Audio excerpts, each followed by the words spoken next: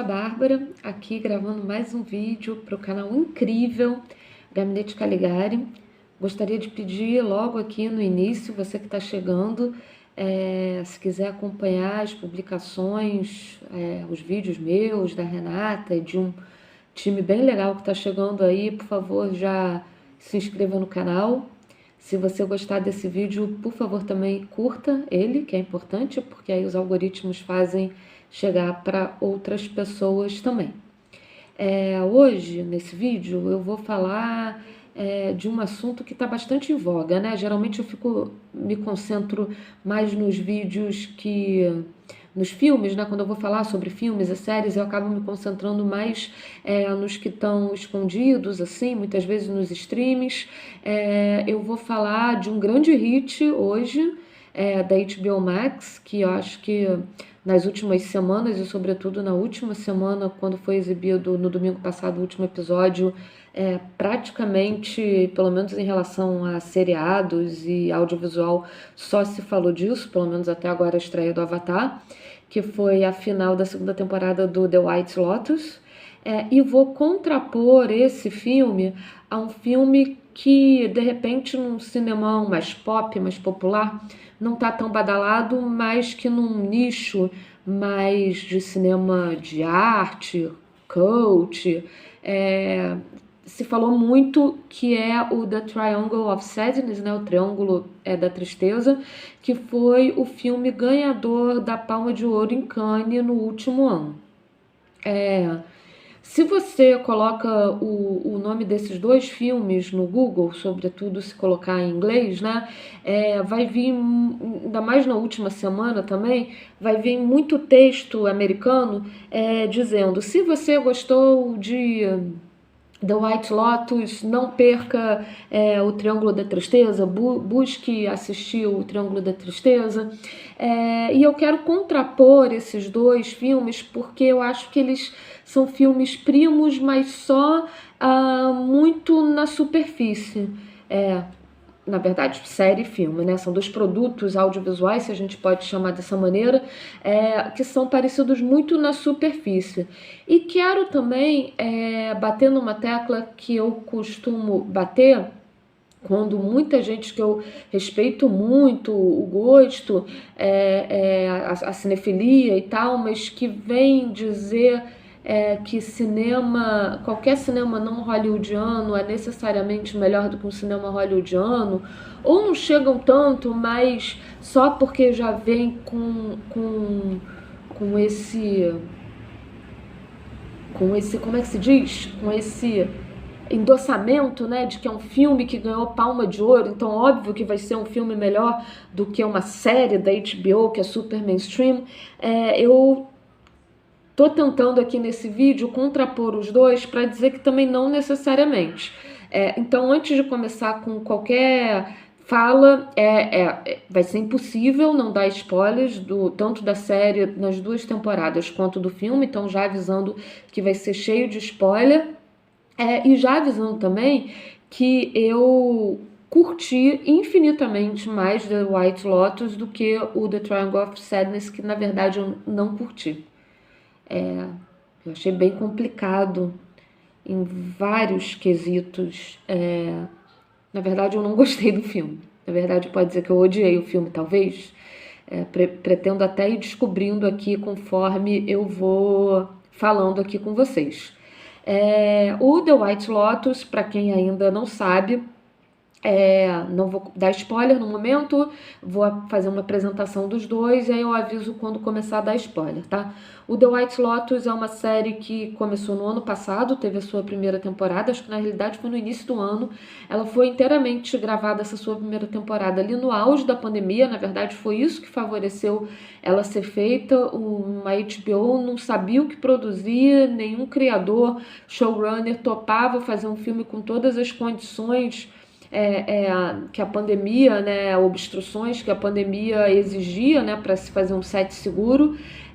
O Mike White, criador da série, que já tinha feito uma série chamada Enlightenment, né, dentro da HBO, com a Laura Dern, e que tinha feito alguns filmes de comédia um pouco mais ácidas, com bem comédia mesmo, né? Porque eu acho que o The White Lotus é um pouco mais sério, um pouco mais satírico, mas já tinha feito algumas comédias, mas que tinha uma pitadinha ali de um tom satírico, crítico à sociedade.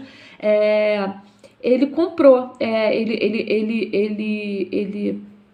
se eu não me engano, ele sabia que tinha esse resort no Havaí, que estava fechado por conta da pandemia. Ele já tinha um desejo muito grande de fazer alguma coisa mais séria e mais longa, e colocando como protagonista Jennifer Coolidge, né, que é a Tânia, que vem e repete o seu papel no The White Lotus 2, é a única personagem que se mantém. Ele pega as duas coisas, ele disse que já estava doente de ficar preso dentro de casa achando que ia morrer, e ele topa, ele escreve o roteiro sozinho em poucas semanas, faz um grupo de atores sem muito teste também, que ele tinha escrito pensando naqueles atores, ou atores que sabia que ia estar disponível e querendo topar no meio da pandemia viajar assim para trabalhar, e pega essa galera com uma equipe relativamente pequena, e eles vão para esse resort do Havaí para gravar. Era para ser uma série que era para acontecer em uma única temporada.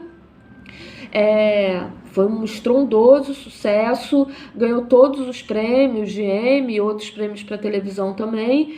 Acabou forçando uma barra para fazer uma segunda temporada, que pega bem a premissa da primeira, mas vai passar num resort na Sicília, e ele ainda assim repetindo a mesma premissa, né, de pessoas muito ricas nesse resort. Tem toda uma crítica aí com essas pessoas muito ricas que têm esse tipo de dinheiro para gastar, assim, no meio desse mundo quase pré-apocalíptico que a gente está vivendo, e sem maiores preocupações em relação à ecologia, em relação ao social, as diferenças de classe, né, cada vez maiores, né, conforme os anos vão passando. Enfim, ele resolve fazer uma crítica ácida nas duas temporadas, que vão obedecendo mais ou menos rigorosamente a mesma forma, mas com algumas diferenças entre a primeira e a segunda temporada. Tinha tudo para a segunda temporada ser uma versão da primeira mais requentada? Tinha, sendo que não é, tá? Espero também conseguir falar um pouco em relação a isso aqui. Ela vem com novas questões, ela vem com originalidade. Em certo momento, talvez eu acho que ela até poderia ser um pouco menor e não ter os 7 episódios lá, né? A primeira tem 6, eu acho que talvez em 5 ou 6 mataria tudo que tinha que matar. Mas está longe de ser meramente uma repetição da primeira, apesar de repetir a mesma dinâmica e parecer não ser tão original, tá? Essa é The White Lotus. The Triangle of Sadness é do diretor sueco Ruben Östlund, que já vem com outros filmes com uma base satírica em relação a questões sociais, o The Square, enfim. Eu confesso que eu acho que esse diretor tem uma mão super pesada. Ele vem aí numa vertente num tipo de diretores que me desagrada um pouco, a lá Lars von Trier, a lá Gaspar Noé, que são pessoas que no fundo, assim, que parecem na superfície que estão fazendo uma grande crítica a certas questões, mas quando eu acabo de ver a obra dessas pessoas, eu vejo pequenos toques de sadismo, uma grande carga de moralismo, colocam ali na realidade questões sem o mínimo ímpeto de querer modificá-los, apenas com uma grande carga moral, e às vezes um pouco conservadoras e às vezes até reacionárias dentro da história, dentro dos personagens, no olhar para esses personagens, nunca caridoso com os seus personagens, enfim. E eu acho que no Triangle of Sadness ele tá isso potencializado a 1000, assim. Ele quer fazer uma crítica, mas em forma de sátira, mas é uma comédia que para mim não se concretiza. Tem diálogos que vão indo para um lugar interessante, mas ele vai expondo, deixando de uma maneira tão expositiva, tipo, caso você não entenda a crítica à elite, caso você não entenda que vai, assim, botando o dedo da ferida, mas de uma maneira, assim, que que de repente eu até acho que chama o espectador de burro, porque não tem a mínima sutileza, e no final das contas vai para um lugar muito estranho. Agora eu vou começar a explicar porque eu acho que o White Lotus não vai e o The Triangle of Sadness vai. Então, portanto, se você não quiser spoilers, pode parar de ver aqui e depois volte aí em 10 minutos e pouco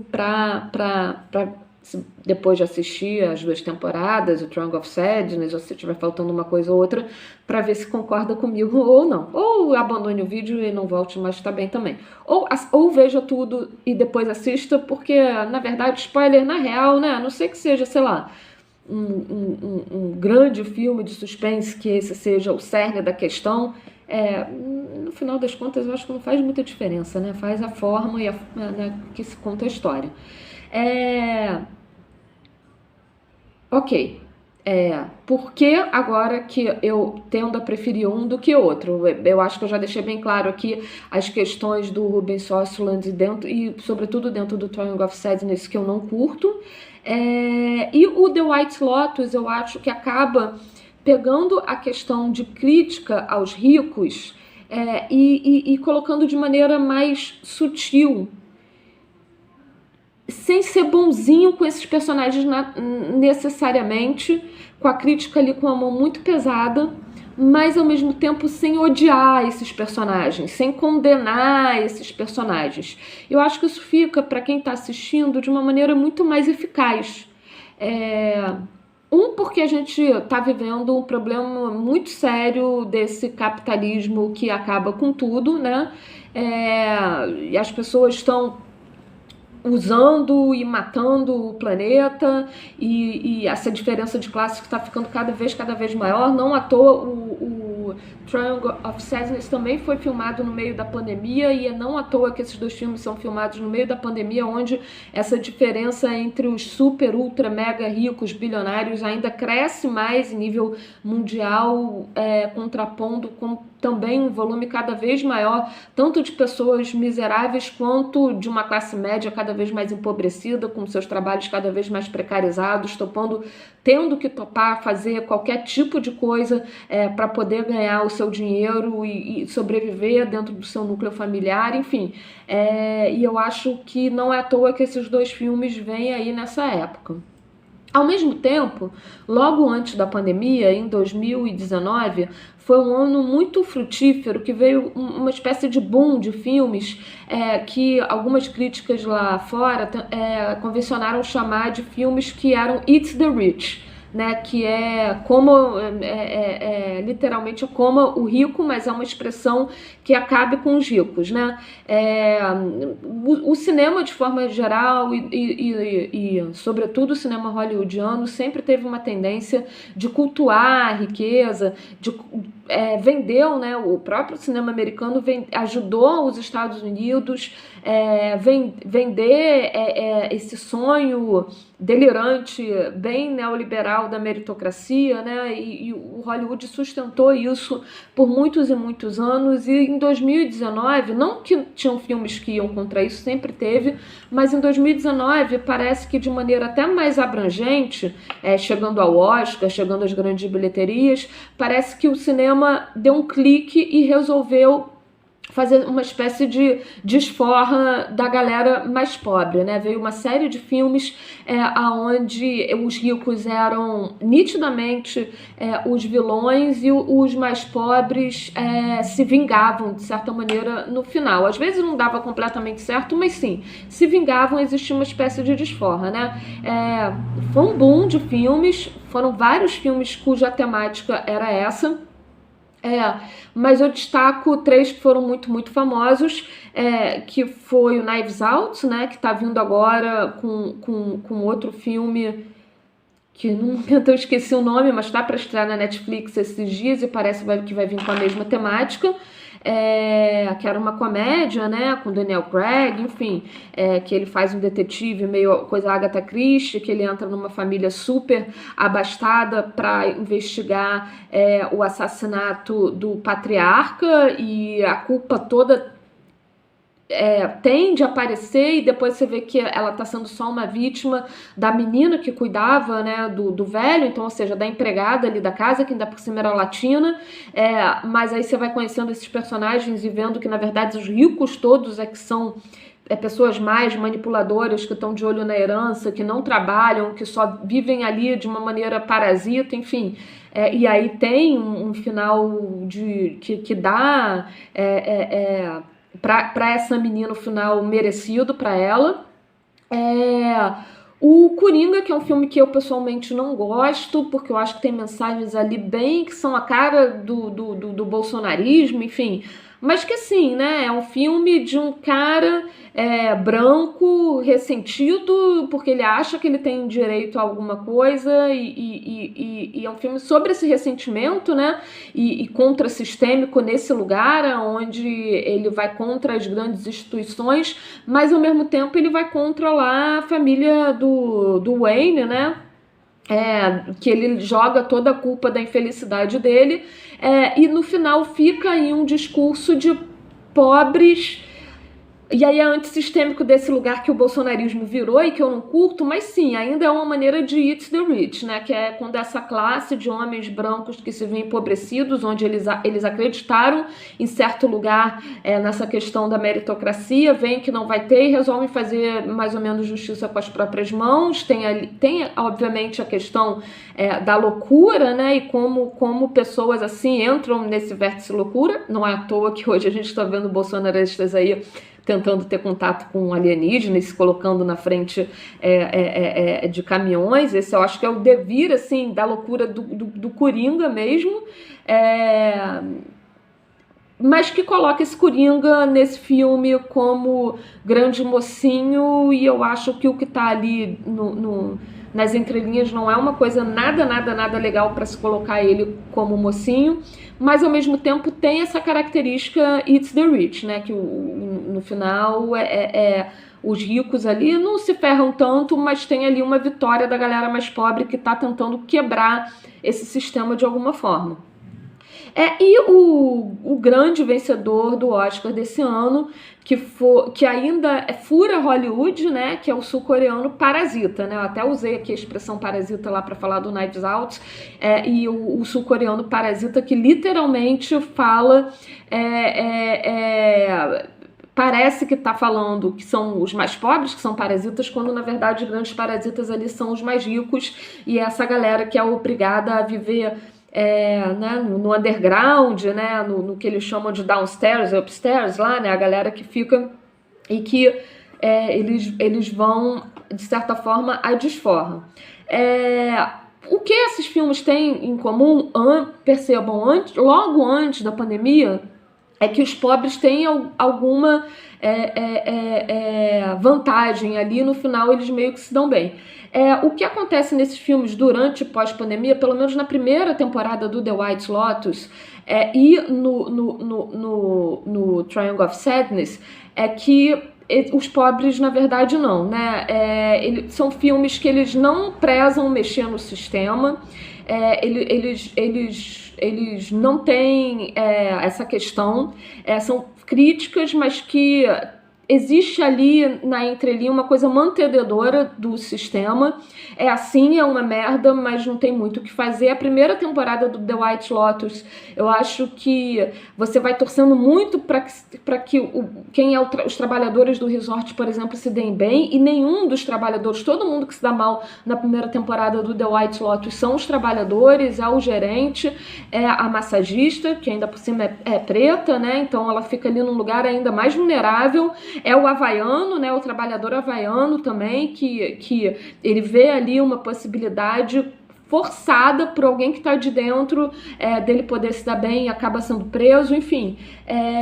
E dentro disso, The White Lotus, a primeira temporada, apesar de eu amar e achar super bem construída, ainda por cima, talvez por ter sido filmado no meio da pandemia, né? E eu acho que o cinema e o audiovisual tem essa questão de oráculo, talvez se imaginando que os hiper ricos iam sair melhor da pandemia, enquanto os pobres estão lá se esforçando e não sendo negacionistas e tentando e tal, acaba sendo um retrato disso, né?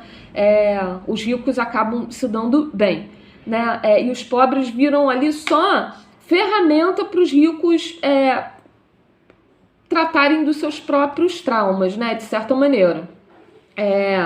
Enfim. Mas ainda assim, eu vejo no The White Lotus um produto muito melhor do que o Triangle of Sadness, justamente porque eu acho que os dois acabam colocando nesse lugar de conformar, né, de deixar o sistema como sendo que o The White Lotus é bem mais sutil nisso, e é uma crítica que me interessa muito mais. O Triangle of Sadness vai para um lado de escatologia que eu nem acho de todo ruim, mas de que acaba ficando escatológico pelo escatológico. Tem ali uma analogia dos ricos, merda e tal, e aí eles acabam quase que afundados na própria merda no momento que o navio tá afundando, que me parece uma analogia interessante, mas ela não perpassa isso, ela fica só nisso, e aí, como não perpassa isso, acaba ficando a escatologia pela escatologia. A gente vai acompanhando ali o Carl e a Yaya, que nem são o casal principal, mais ou menos, que a gente começa com eles, tem um grande prólogo com os dois, que tem um diálogo que eu até acho muito bem feito, interessante, que tem ali um conflito de dinheiro. Eles se perguntam se eles estão ali só por uma circunstância deles serem meio modelos e bonitos, e ela ainda é melhor sucedida do que ele, porque além dela conseguir mais gigs, modelo mulher ganha mais do que modelo homem, então ainda tem um certo estranhamento, né, porque a gente está acostumado a falar das mulheres ganhando menos, e ali é um caso completamente sui generis, que ela ganha mais do que ele. E aí eu acho que é onde, inclusive, o Ruben Östlund sempre quase escorrega, porque daria para trazer elementos mais legais aí, mas fica quase uma piadinha, sabe? E ela ganha mais do que ele, e ele tá ali por interesse com ela ou não, ou se é um interesse mútuo, afinal eles são bonitos modelos, eles já são influencers de Instagram, e eles ganham essa viagem nesse cruzeiro num iate nem tão grande, ultra mega exclusivo, e lá eles vão conviver com esses personagens que são todos ricos, estereotipados, horrorosos. Aí você tem o russo que diz que ganha dinheiro com merda porque ele vende fertilizante, que, se eu não me engano, nem é uma piada tão original. Eu tenho quase certeza que eu já vi isso num sitcom bem furreca, e eu tô desde então tentando me fazer lembrar qual sitcom mas enfim, o Östlund acha isso genial, porque ele fica repetindo essa piada ao longo do filme várias vezes, fazendo o cara falar: eu vendo merda, é fertilizante, fiquei rico vendendo merda. Enfim, é um russo anticomunista que tem certo orgulho da coisa irônica dele vender merda e ser milionário, ok? Isso tem uma certa camada aí, mas ao mesmo tempo, tanto ele apontar para isso, acaba ficando esvaziado. Aí tem um casal fofinho de ingleses, que é um dos diálogos mais bacanas, que quando eles vão explicar por que eles são tão ricos, eles falam que é ajudando a certos países sustentarem as suas democracias. E aí o Carl pergunta: mas tudo bem, mas o que é que você faz? E ele é dono de uma empresa de armas e ganha muito dinheiro vendendo granada, e que pena que as minas estão proibidas, porque quando podia vender minas, eles ainda ganhavam mais dinheiro. Enfim, mas aí de novo, o navio já parece que vai afundar por conta da tempestade, por conta do capitão beberrão marxista, que começa a falar frases bem em lugares comuns de Marx, de Chomsky, assim, não é que as frases são lugares comuns, mas a maneira como ele pega frases, statements, e começa a repetir isso de uma maneira muito expositiva e ditado, assim, sabe? Que é o Woody Harrelson, que tá excelente, mas é um personagem que parece que vai ser muito interessante, e do nada eu perdi completamente o interesse, achei um saco. Muitos críticos dizem que é o próprio personagem do Östlund, que eu acho, e falam de uma maneira como se fosse uma grande sacada, eu acho uma merda isso, enfim. Mas o navio quase afunda, porque esse beberrão fica beberrão e começa a aloprar lá com as questões marxistas dele, vai no microfone completamente bêbado e começa a falar de socialismo, comunismo e etc., enquanto o navio está se esvaindo e as merdas saindo das privadas e tal, ainda tem a questão ecológica, né, a natureza ali contra eles, porque aí o mar começa a bater pra caramba e tal, e aí, de novo, a questão quase complicada é que ele não vai a fundo porque ele não vai para um lado nem para o outro. Aparece do nada um barco cheio de piratas que não tem nenhuma questão ali, não tem uma antecipação que esse barco vai chegar, não tem um beleza, esse barco fez isso, mas e aí? Eles conseguiram pegar o que eles queriam e tal, que eles jogam uma granada. Aí, ok, se quisesse voltar com a piada lá dos ingleses, para mim já tá posta, né? Os ingleses falaram que ganham dinheiro com isso, né? A favor da democracia dos outros países, vendendo muita granada, e vêm esses piratas africanos e jogam uma granada para dentro do barco, que é essa granada que supostamente vai fazer esse navio afundar. Mas aí o Westland, o que ele faz? Ele não tá feliz de que essa mensagem já tá muito clara, e ele faz os velhinhos lá pegando a granada na mão, a velhinha pega e fala: fulano, é da nossa fábrica, e aí explode o navio. Enfim, eu acho completamente desnecessário isso, eu acho que fica um banho de água fria, inclusive na condução, me cansa, sabe? Enfim, desenhar o castigo que esses velhinhos merecem e tal, e aí afunda o barco. A gente vai acompanhando ao longo que tem vários tipos de trabalhadores naquele navio. Tem os que servem diretamente, os ricaços, que é tudo branco, gato, modelex, que só querem lá ganhar dinheiro mesmo e fazer qualquer coisa para poder ganhar as gorjetas. O Westland é tão crítico com eles quanto é com a galera super rico. E tem a galera que mal aparece, né? Que é a galera ali das máquinas, que faz, né, o navio funcionar e tal, e a galera da limpeza. Eles vão aparecer em dois momentos, assim, mas é como uma massa de gente. Você vê que tem uma galera nas máquinas, quase todos negros, e tem uma galera de limpeza, absolutamente todas mulheres asiáticas ali da Filipinas e dali daqueles países daquela região. Todas com a mesma cara, as mulheres da limpeza aparecem um pouquinho mais, até porque tem uma hora que começa a fazer uma sujeira no navio, mas assim, sem nenhuma característica individual, até fazendo uma certa crítica de que enquanto os ricos estão cheios lá das coisas da riqueza e no meio de vários abusos, essa galera existe, mas existe como uma massa de gente que está ali bem no downstairs mesmo daquele lugar. E aí, depois dessa granada, o navio afunda, alguns sobreviventes, muito poucos, acabam chegando à ilha. Entre eles está o casal de modeletes, né, o Carl e a Yaya, esse russo anticomunista que vende merda escrotérrimo, um outro milionário lá que na ilha ele não vai ter quase nenhuma função, uma milionária que teve um derrame e só consegue falar uma frase em alemão lá relacionada à nuvem, que eu nem me lembro direito, a chefe dos funcionários brancos, que é uma mulher bastante com caráter bastante estranho e que ela tem uma certa posição na ilha, né, em termos de personagem. O personagem dela tem uma função na ilha, mas depois que deixa de ter essa função, o Westland esquece ela quase não aparece mais, coloca ela de lado mesmo, que também é muito ruim. Um funcionário das máquinas que ainda não tinha aparecido, negro, e que só vai aparecer de frente depois de muito tempo na ilha. A gente tem uma parte do corpo dele, e aí as pessoas ricas do barco acusando ele como se ele fosse um dos piratas, né? Como já que ele é negro e eles foram atingidos por piratas africanos, esse cara só pode ser um pirata também, que de repente o barco afundou e tá lá.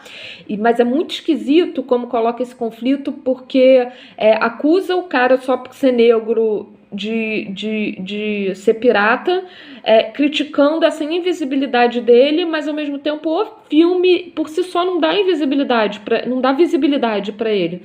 Porque nesse momento que há essa acusação, o cara tá meio... Assim, o Osterland já filma tudo com uma câmera muito distante que às vezes funciona muito, mas às vezes também me incomoda um pouco. Mas ok, por uma opção lá estética dele, de ter esse distanciamento mesmo em relação aos personagens, até entendo, apesar de não me agradar.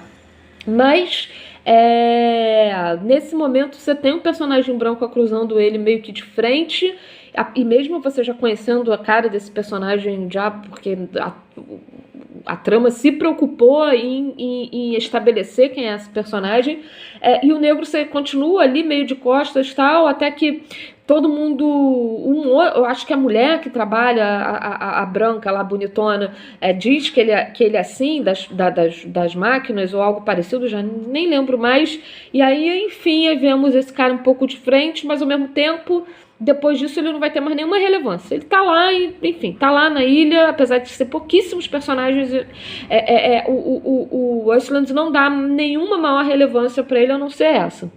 E tem a personagem da Filipina, que aí é uma daquelas mulheres que aí vai criar um destaque. Por ela não ser rica, ela teve que aprender a se virar, então ela sabe fazer fogueira, é a única que sabe fazer fogueira, é a única que pesca. E quando ela percebe que ela tem essa grande vantagem em relação a todos os outros, ela se autoclama capitã ali do grupo, e começa a ser uma tirana. Aí o Carl, né, que lá no início a gente estava em dúvida se era uma questão, se ele realmente era apaixonado pela Yaya ou não, a Filipina já seduz ele, e ele fica seduzido pela Filipina, então deixando a entender de que ele está atrás, ele gosta de ser sustentado pelas mulheres mesmo, mas ela vira tirana, né, aquele negócio, aquela máxima de que o oprimido vira o opressor, né, que eu já acho super problemático, porque aí, de repente, ali, do nada, aquele grupo de pessoas ricas e escrotas se coloca assim, quase num lugar de vítima. E aí eles ficam lá num tempo na ilha, nessa dinâmica, as atenções vão só para essa Filipina e para a dinâmica dele com o Carlo, para a dinâmica dela com a Yaya, que nessa altura fica morrendo de ciúmes e fica com certa raiva, até que um belo dia saem as duas para fazer uma trilha e elas descobrem que, na verdade, do outro lado da ilha é um resort.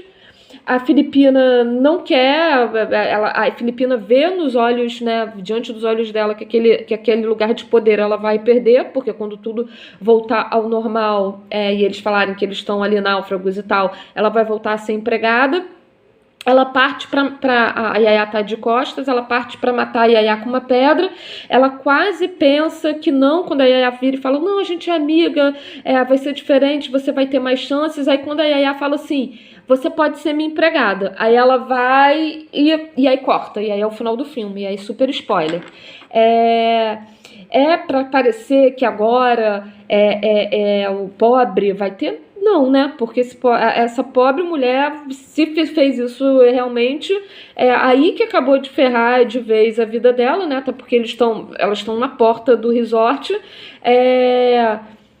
vira uma assassina, né? Ou seja, eu enfim cheguei num lugar que eu almejei de poder, e aí o poder me corrompe, que eu viro uma assassina porque eu não quero voltar àquele lugar. É tudo muito esquisito, que eu acho que tem outras maneiras, né?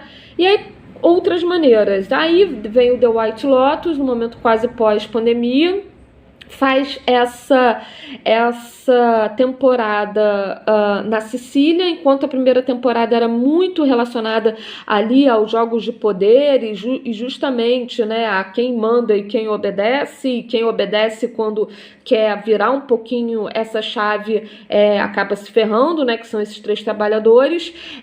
No White Lotus vai manter a questão desse dia a dia dessa galera muito rica, mas falando de masculinidade e de sexo. E aí você tem, pela primeira vez, talvez o Eat the Rich mais próximo lá de 2019 se concretizando. Esse vídeo já ficou imenso e tá todo mundo falando The White Lotus, então se você não viu a série, você já ouviu falar. Não vou entrar muito nos pormenores dos personagens, mas só para concluir, tem a personagem da Tânia lá, né, que tem a questão com o marido dela, que você vê que o marido dela, que ela conheceu na primeira temporada e parecia que ser super feliz não tá, e que de repente usa ela, mas ela também é uma rica escrotona, né, ela se aproxima muito da nossa Narcisa, né, que todo mundo ama. É muito difícil não gostar dela, mas ao mesmo tempo tem toda a questão de ser milionário, de não gostar de pobre, enfim, né, de ter declarações esquisitas sobre isso, de ter sido mulher daquele idiota do Guilherme Fiuza, que é um bolsonarista palerma, escroto pra cacete, enfim. Mas ao mesmo tempo, a trama é tão bem construída que você acaba meio que torcendo pra Tânia, apesar de sabendo que ela é super problemática. Ela tem, inclusive, ali uma relação super abusiva com a assistente dela, né, que ela usa pra ficar ali de babá dela mesmo, né, e trabalhando 24 horas por dia e trancando meio que a menina no quarto, mas ainda assim é uma personagem que o Mike White consegue construir uma empatia, não só ele, a Jennifer Coolidge, que a interpreta, é incrível, maravilhosa, deve ganhar aí mais uma onda de novos prêmios, de novo para essa personagem. E tem isso, né, do marido dela, que na verdade está usando ela e tal, e ela se vê nesse grupo de gays que ficam puxando o saco dela, mas são aristocratas completamente falidos europeus que têm uma vila, um castelo que não sabem manter, então ela consegue perceber que está sendo usada, etc e tal. E aí essa galera toda vai se ferrar, mas também porque tá usando muito ali, não é que eles são pobres, eles são aristocratas decadentes também, né? E eles querem parasitar ela. Então, isso é uma trama que, apesar de todo mundo falar só disso, porque acaba culminando no grande quem morreu da série, acaba ficando, acho que até meio B, dentro das questões realmente levantadas, que são a dos dois casais novos, que vai ter ali uma troca de casais, né, que são os ricos há mais tempo com os novos ricos, mas todos eles em termos de tecnologia, o mais rico há mais tempo especula dinheiro, enfim, né, essa riqueza aí que não produz nada de fato, e os três da família lá Sicília americana, que vão reencontrar a família e que tem toda uma questão com mulheres, etc e tal, né? São três gamas ali de masculinidades tóxicas. No final das contas, até o mocinho ele acaba sendo também, por mais que ele tenha que ser desconstruído, porque ali eu acho que o que está muito concretizado é essa estrutura patriarcal,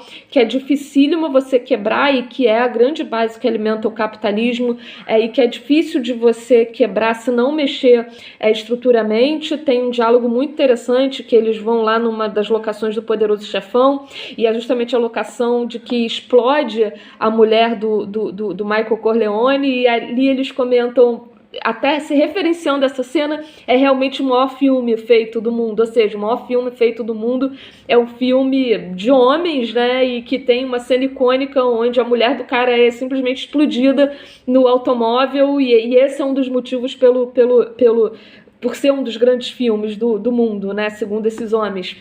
Então, tá vendo? A crítica ela existe, ela é mordaz, mas ela é muito mais sutil do que todos os outros exemplos que eu dei lá no Triangle of Sadness, né? E é muito mais do que assimilar ao real dentro disso, eu acho, né? E não que não dá para fazer críticas mais grosseiras. Eu acho que o Triangle of Sadness quer muito ser Buñuel, por exemplo, do Fantasma da Liberdade ou do Discreto Charme da Burguesia, mas o Buñuel era gênio e o Östlund tem uma mão pesada e não é, enfim. Mas aí voltando, né, dessa questão da masculinidade, a questão do sexo, que aí você tem as duas trabalhadoras do filme, que são duas prostitutas, né, uma wannabe, mas que acaba usando do sexo para crescer onde ela quer, que é para ser cantora. A outra prostituta mesmo, que meio que, em certo momento, você acha que ela está se apaixonando por um dos personagens, mas tudo faz parte de um golpe, pra ela sair da merda ali que ela tá, e as duas trabalham muito, curtem e tal, mas trabalham, elas estão ali trabalhando. Tem a gerente do hotel que descobre a sua sexualidade também, né, lésbica e tal, e quando ela começa a se assumir, ela se livra de um peso que ela tem, inclusive de uma necessidade de oprimir os outros trabalhadores que são mais felizes do que ela e estão mais abaixo na hierarquia.